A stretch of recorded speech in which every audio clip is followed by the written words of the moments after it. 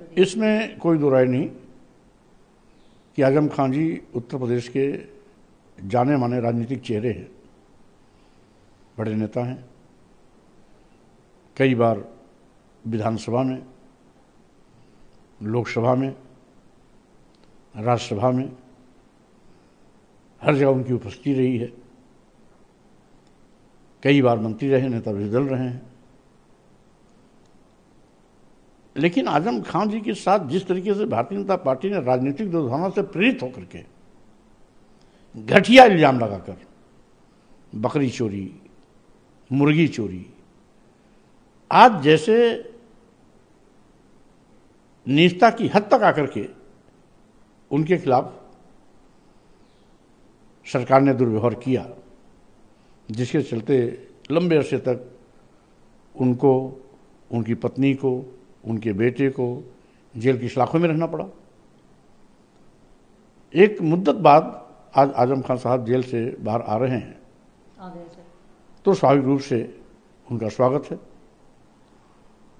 और सही मायने में इनको तो जेल जाना ही नहीं चाहिए था, लेकिन भारतीय जनता पार्टी की दुर्ग्राहपूर्ण नियत और कार्रवाई से उनको जेल जाने की नौबत आई।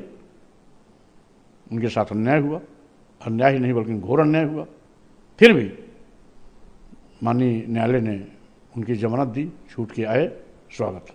हम ये कह सकते हैं कि इस तरीके की राजनीति अपने आप में कितना ज़्यादा गलत है, क्योंकि ये तो एक ट्रेडिशन शुरू हो जाएगा, एक करेगा दूसरी सरकार आएगी उसके साथ, फिर उसके साथ। नहीं, स्वाभाविक रूप से राजनीति, यूँ कहिए कि लोकतंत्र में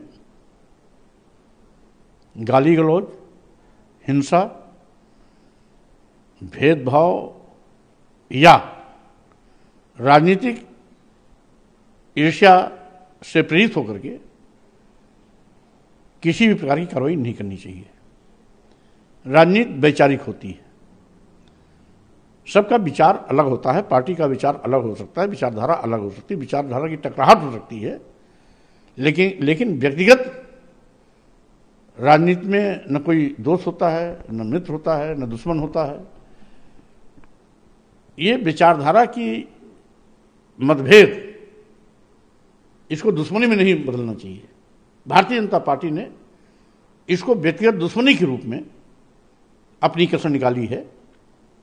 जो राजनीति में या लोकतंत्र में इस प्रकार की गंदी हरकतें अत्यंत निंदनीय है, और जितनी भी निंदा की जाए उतना कम है, क्योंकि अगर ये परंपरा चली तो स्वाभाविक रूप से राजनीति में लोग आना नहीं चाहेंगे।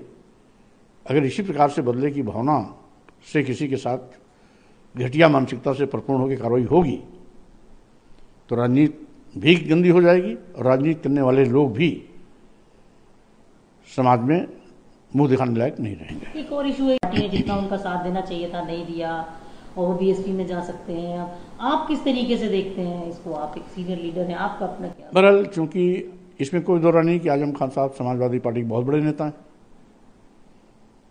मुलायम सिंह जी यादव के सहयोगी रहे हैं, और यूँ कहिए कि मुलायम सिंह जी के बाद आजम खान साहब का नंबर आता था, नाम आता था।